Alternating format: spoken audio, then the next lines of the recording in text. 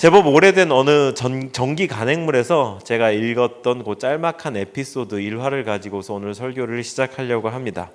제가 읽은 지도 오래된 만큼, 그리고 또 제 기억에 의존해서 이렇게 재구성해서 전해드리는 만큼 조금 시대적 배경 이런 것들이 조금 차이가 있을 거라는 것을 양지해 주시고서 들어주셨으면 좋겠는데요.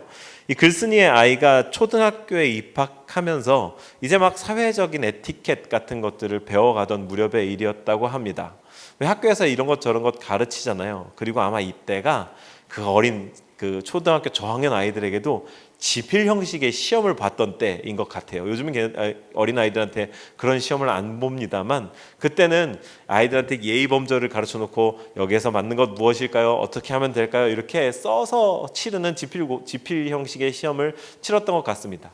하루가 이 글쓴이가 아이를 되게 자유분방하고 어린이답게 키워왔었던 차에 하루는 아이가 이렇게 풀이 죽어 있길래 왜 그런가 가서 봤더니 그 지필 시험에서 좀 틀렸다라고 평가를 받았는데 아이가 납득을 못 하더라는 거죠. 그래서 어떤 문제였는가 이렇게 곰곰이 살펴보고 알아보니까 문제가 이거였다는 겁니다. 아버지께서 퇴근하고 돌아오셨을 때 무엇라고 말해야 알맞을까요? 그러면 물론 정답이 있죠. 아이들이 자라갈 때 예의범절로서 가르쳐야 할 정답이 있습니다. 두 손을 배꼽에 모으고 90도로 인사하면서 가지런히 아버지 다녀오셨어요 정도가 아마 정답이었을 것 같은데요.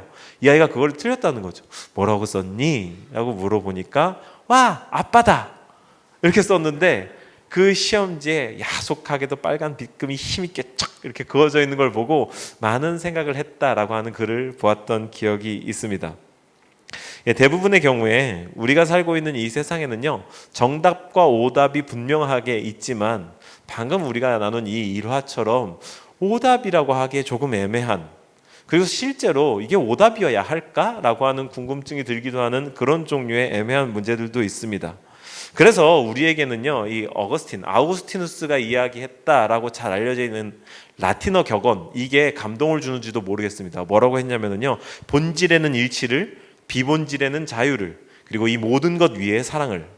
제가 한 3년 전인가 우리 사무총회 성도총회 때에 이 문장을 인용하면서 우리 공동체 어떤 그 사랑으로 세워가는 이런 이야기를 강조했던 기억이 있는데, 좌우간 어거스틴이 이야기했다라고 우리에게 알려져 있고 우리가 이 문장을 무척 좋아하고 감격스러워합니다.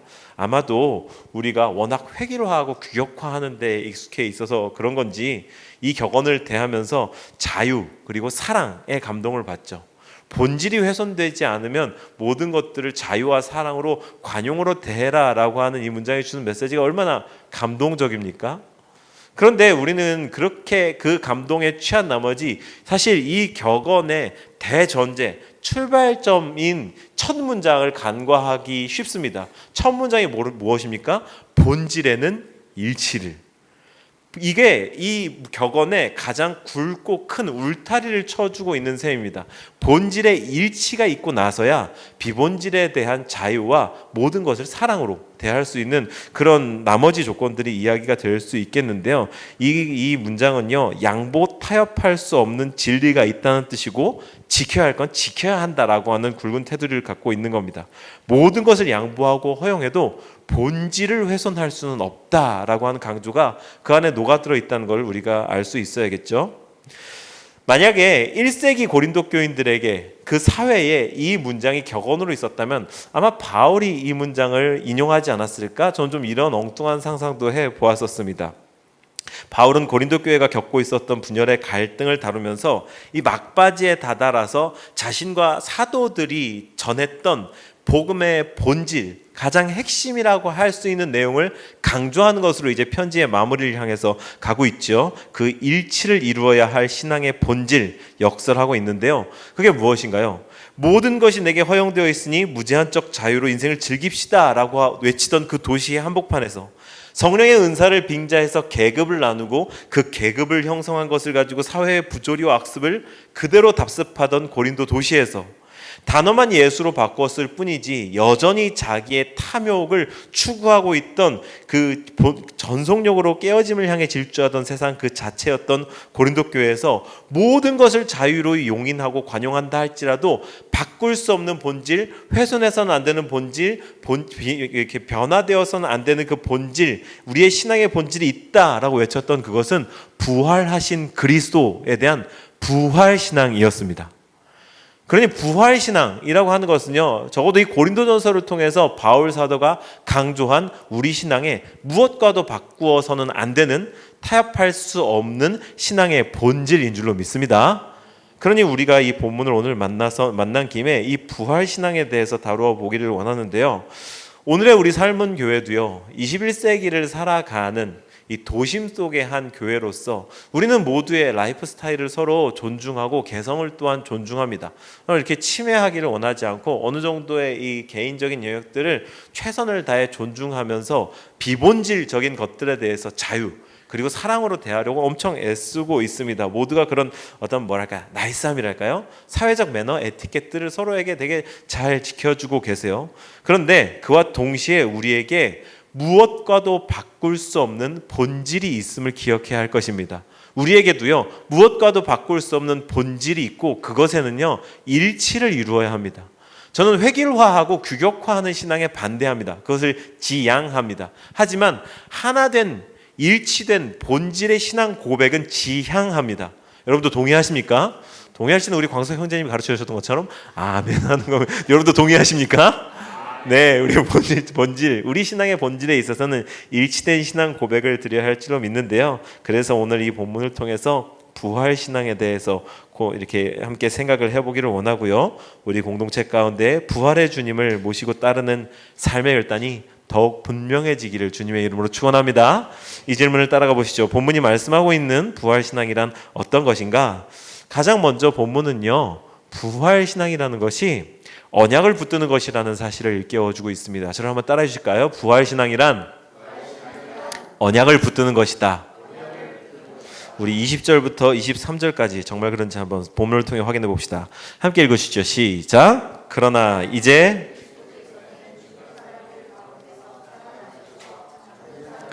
첫 열매가 되셨습니다. 한 사람으로 말미암아 죽음이 들어왔으니 또한 죽은 사람의 부활도 옵니다.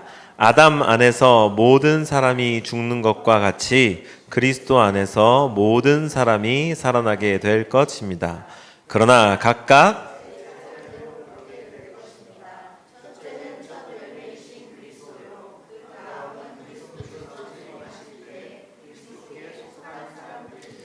본문에는요, 여러 가지 시제가 뒤섞여 나오고 있는데요. 우리가 평상시에 말하는 문장들도 대부분 그렇다시피 그냥 과거 그리고 현재, 과거, 미래 이런 시제들이 뒤섞여서 나오고 있습니다. 한 가지가 제가 두 가지를 살펴보고 싶은데 한 가지가 과거형이고요. 또 한 가지가 미래형인 시제가 여기 나오고 있는 걸 보고 싶은데요. 이미 그리스도를 통해 이루어진 일, 즉 과거형의 시제가 이미 그리스도를 통해 이루어진 일로 나오고 있고 그 그리스도를 통해 이루어진 일을 근거로 해서 이제 미래적으로 우리에게 일어날 일, 하나님께서 우리에게 행하실 약속이 이 본문에 나오고 있습니다. 예수님께서 죽으시고 부활하신 것이 이미 일어난 일, 과거형이고 그를 따르는 모든 성도들 또한 부활하게 될 것이다. 미래형으로 이 본문에 나와 있습니다. 미래에 대한 장담, 보장하는 것, 이것을 우리가 쉬운 말로 약속이라고 하죠. 그리고 신학에서 조금 더 근사한 말로 언약이라고 하는데 이게 그냥 단순히 근사한 말, 멋있는 말을 쓴다 그런 차원에서 언약이라고 격하할 게 아니라 언약과 약속이 무척 분명한 차이가 있기 때문에 언약이라는 단어를 가지고서 하나님께서 우리에게 약속하신 그 약속을 설명할 때 그 용어를 사용합니다. 그냥 있어 보이라고 한 말이 아니라는 거죠. 언약이라는 단어를 어떨 때 들어보셨나요? 결혼식, 약혼식 이럴 때 언약을 맺는다 이런 표현을 쓰잖아요. 언약은 쌍방간의 책임을 이라는 그런 전제를 바탕으로 하고 있습니다. 이 약속을 어기면 그 어기는 데 대한 책임을 져야 한다라는 거죠. 창세기 15장에 나와 있는 그리고 성경 곳곳에 나와 있는 하나님께서 당신의 백성들을 향해서 맺으신 약속들이 하나님이 그러지 않으셔도 되는데 우리를 향해서 책임을 지시겠다라고 하는 그런 성격을 가지고서 약속을 베푸신 것들이 있거든요. 이 부활, 우리에게 언약적 성격으로 베풀어진 것이며 하나님께서 그 약속을 가지고서, 언약을 가지고서 그리스도가 부활하신 것을 봐라, 너희들도 그러니까 이렇게 부활하게 될 것이다 라고 선명하고 뚜렷하게 약속해 주고 계신 것입니다. 자신을 걸고 모든 책임을 지면서 언약하신 것, 그러니 우리 또한 그리스도께서 그러셨던 것처럼 우리도 부활하게 될 것이다 라고 미래적으로 보여주고 계시는 건데요. 우리가 이렇게 한번 상상해 볼 수 있을 것 같습니다. 만약에 축구, 요즘에 축구 시즌, 지난주에 굉장히 화가 났었죠. 축구 시즌인데 그 월드컵 하고 있잖아요. 여기에서 여러분들이 이 시즌에 자극받아서 나도 한번 축구를 배워보고 싶다, 축구를 배워야지 라고 한다면은, 그리고 아마 이 우리나라 국대 선수들 가운데 아무나 한 명 고르면 그 사람한테 축구 배울 수 있게 해준다라 그러면 누구를 이렇게 지명해서 그 사람에게 축구를 배우고 싶습니까? 혹시 나는 국가대표 선수보다 우리 이 목사님에게 한번 축구를 배워보고 싶다, 이런 분이 전혀 안 계시죠? 그러고 싶지 않으신 눈빛이죠? 네, 전혀 안 계실 겁니다. 왜요? 저 사람 목사지 축구에 대해 뭘 알겠어. 그렇죠? 저는 축구에 대한 전문성이 아무것도 없죠. 근데 만약에 제가 사실 손흥민에게 축구를 가르친 사람입니다. 제가 손흥민 축구 가르쳤습니다. 이게 정말 믿기지 않겠지만, 여러분 모욕하지 말라는 눈빛이지만 사실로 드러나서 정말 제가 손흥민을 가르쳤다라는 사실이 있었다고 생각해 보시죠. 그러면은 손흥민은 저의 사역의 첫 열매로서 제가 어떤 일을 할 수 있는지를 보여주는 증거가 되는 것 아니겠습니까? 저 사람한테 배우면, 이 목사한테 배우면 손흥민만큼 축구할 가능성이 높겠네. 적절한 비유가 아니라는 거 잘 알고 있거든요. 여러분 기분 나빠하고 계시는 거 잘 알고 있지만, 그런데 한번 생각해 보시자는 말이죠. 저를 통해 이루어질 수 있는 일의 가능성을 본 겁니다. 근데 이것과는 비교도 할 수 없을 만큼 큰 갭이 있지만 하나님께서는 그리스도를 부활시키신 것을 우리에게 보여주시면서 내가 이룬 부활의 첫 열매 그리스도라고 하는 부활이 있으니 너희들 그리스도를 보아라, 내가 그리스도를 부활시킨 것처럼 너희들도 그렇게 부활할 거야 라고 하는 첫 열매 그리스도를 오늘 본문을 통해 우리에게 일어날 부활을 보여주고 계신 거거든요. 하나님께서는 우리가 부활하게 될 것이라는 신실한 언약을 신뢰할 수 있도록 그리스도를 보여주고 계신다라는 겁니다. 그래서 이 본문, 이 그리스도라고 하는 예표는요, 우리들을 계속돼서 그 다음 스텝으로 안내하는데, 그것은 바로 부활신앙이 지금의 삶을 충실하고 책임감 있게 살아내도록 우리를 붙들어 준다라는 겁니다. 저를 한번 따라해 주실까요? 부활신앙은 지금의 삶을, 오늘의 삶을 충실하고 책임감 있게 살아내게 해준다. 우리 정말 그런지 29절과 30절을 읽어보겠습니다. 29절과 30절 함께 읽습니다. 시작. 죽은 사람들이 살아나지 않는다면 죽은 사람들을 위해서 침례를 받는 사람들은 무엇하려고 그런 일을 합니까? 무엇 때문에 그들은 죽은 사람들을 위하여 침례를 받습니까? 그리고 또 우리는 무엇 때문에 시시각각으로 위험을 무릅쓰고 있습니까? 바울은 지금 심지어 죽은 사람들을 위해서 침례를 받는 이들도 있더만, 너희들 중에 그런 사람들도 있더만, 만약에 죽은 사람의 부활이 없다라고 한다면 니네 왜 그런 일을 하겠냐? 봐라, 니네도 부활이 있다고 믿는 건 아니냐라고 부활이 없다고 주장하는 일부 사람들에게 반증하고 있는 거거든요. 부활이 없다면 29절에 그게 정상적인지 그때 당시에 어떤 종류의 풍습을 가지고서 바울이 이렇게 이야기했는지는 분명치 않습니다만, 좌우간 그런 일을 행하는 사람들의 풍습도 30절에 목숨을 걸고서 이런 위험천만한 일을 무릅쓰고 하루하루 복음을 전하며 살아가는 사도들의 헌신과 희생도 모두 다 부질없고 헛된 것이다 라고 하는 이야기를 하는 겁니다. 정말 그렇죠. 부활이 없다면 이 세상에서 제일 억울한 사람들, 21세기에 제일 억울한 사람들 가운데 하나가 이 자리에 앉아있는 우리들일 겁니다. 이처럼 부활을 믿는다, 부활을 신앙한다 라고 하는 사실은요, 오늘 지금 이 순간을 다르게 살게끔 합니다. 부활을 믿는다는 것은요, 이후의 삶, 죽음 이후의 삶이 있다는 것을 믿는다라고 하는 의미이고요. 부활을 믿지 않는다라는 것은 이 다음에 아무것도 없다라는 생각을 하는데, 그것을 그렇게 사고하고 살아간다는 뜻이지 않겠습니까? 내세와 영원을 믿는 것과 현세가 전부라고 생각하는 그 두 가지를 대조하게 된다는 겁니다. 부활을 믿느냐 믿지 않느냐를 통해서. 그래서 부활을 신앙하는 사람들은요, 이 세상 지금의 삶을 부활의 삶을 준비하는 기간으로 생각하고 살아갑니다. 이게 진짜 부활 신앙을 가진 사람들의 삶의 태도입니다. 그렇다고 죽음 이후의 삶이 더 중요하니까 지금이 쓸데없어가 아니라 지금을 더 충실하고 헌신적으로 그리고 영원한 가치를 위해서 지금을 살아갈 줄 알게 된다는 거죠. 그런데 이후에 아무것도 없다, 즉 부활이 없다라고 생각하게 되면 지금 이 삶이 전부니까 여기서 할 수 있는 거 다 해야 되고 여기서 누릴 수 있는 거 다 누려야 되고 이후에 아무것도 없으니까 조금 못되게 굴어도 되고 억울한 사람에게 더 짓밟아도 되고 이런 종류의 삶의 방식을 살아가게 된다라는 겁니다. 이 땅에서의 삶을 영원을 준비하는 기간으로 대하면서 가치의 기준을 영원의 관점에서 매기는 것, 그게 부활을 신앙하는 사람들의 삶의 태도이며 바울의 태도이기도 했던 거거든요. 우리 31절을 한번 읽어봅니다. 31절 시작. 형제 자매 여러분, 나는 감히 단언합니다. 나는 날마다 죽습니다. 이것은 우리 주 예수 그리스도께서 여러분에게 하신 그 일로 내가 여러분을 확실한 것입니다. 아멘. 바울이 뭐라고 말하나요? 날마다 죽는다. 기꺼이 죽는다. 왜? 부활신앙이 있으니까, 부활을 믿으니까, 부활할 것이라고 확신하고 있으니까.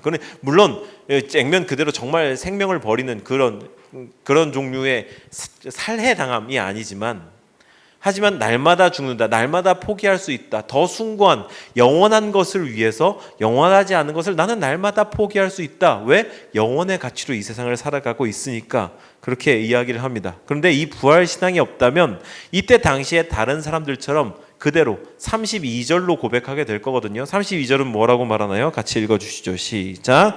내가 에베소에서 맹수와 싸웠다고 하더라도 인간적인 동기에서 한 것이라면 그것이 나에게 무슨 유익이 되겠습니까? 만일 죽은 사람이 살아나지 못한다면 오늘만 사는 삶, 내일이 없는 삶, 그리고 부활이 없다라고 생각하는 삶, 부활의 소망이 없는 현세에 함몰된 인생, 그게 이 문장 아니겠습니까? 내일이면 죽을 터이니 오늘 먹고 마시자. 부활이 없는 삶의 특징인 거죠.